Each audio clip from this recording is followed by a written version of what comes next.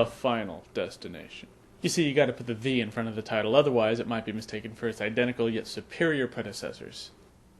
Identical yet superior.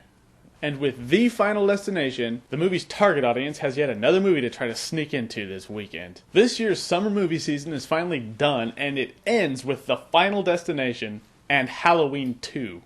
We'll just go ahead and say it ended with Inglourious Basterds and call it good. Half of me didn't want to do either movie this week, but the other half thought I should do something, so it averaged out to Final Destination. Sorry. The Final Destination. Either way, it doesn't really change the fact that choosing either movie is like choosing those really gross ultimatums you used to give your friends in junior high. You know the ones, the whole, hey, what would you rather do, slide down a razor blade rail bare-assed, or lick Smelly Shelly's Famunda cheese? Ew, neither! Razor blade rail, definitely. But now in the adult world, it's, hey, what would you rather talk about in this slow-ass movie week? Halloween 2 or The Final Destination? Oh, shit, I don't know. I mean, either one's not as good as Inglourious Basterds. Final Destination movies are like cans of Pepsi. No matter how you try to change it up, it's the exact same shit on the inside. So at this point, how do you spice it up? I know. You make it 3D. Did it work? Did my hands come out of the screen? No? It's because you didn't have your glasses! But other than the 3D, this is the same exact we cheated death, but now we have to escape death's game of Mousetrap from hell that we've seen the other 3 times. But The Final Destination has the best acting we've seen in any of the Destination films yet. And if you believe that bullshit for a second, I'm not mad. Just disappointed.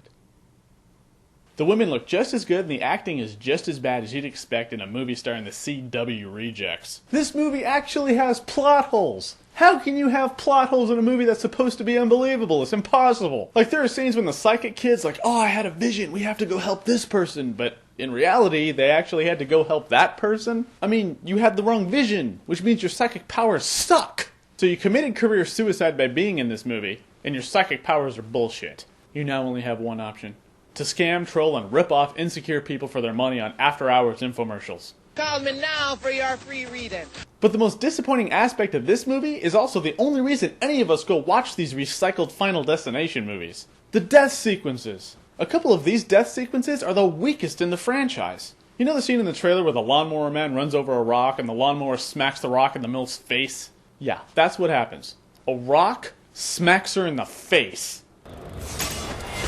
That's it. I mean, I usually wouldn't be so pissed about something so trivial from something intended to be so superficial, but the only reason people go and watch these movies is for the crazy chain reaction death sequences. Then again, it probably seems to fall short because they capped when they brought us the 478 car pileup and the freeway wipeout scene in the second one. Yeah, that's pretty much as savage as it gets. It's all been downhill from there. So you've already seen this movie done better 3 other times. So if you want to see ridiculous amounts of pain inflicted on people through a series of random events, go on YouTube. Seriously. You can find an assortment of videos featuring burns, breaks, lacerations, cuts, concussions, and death. Alright, maybe not that last part, but, you know. Or you can at least find some kid smacking his dad in the dickhead with a wiffle bat. It's just as amusing, yet free. 'Cause I'm Jeremy. I ain't fucking around!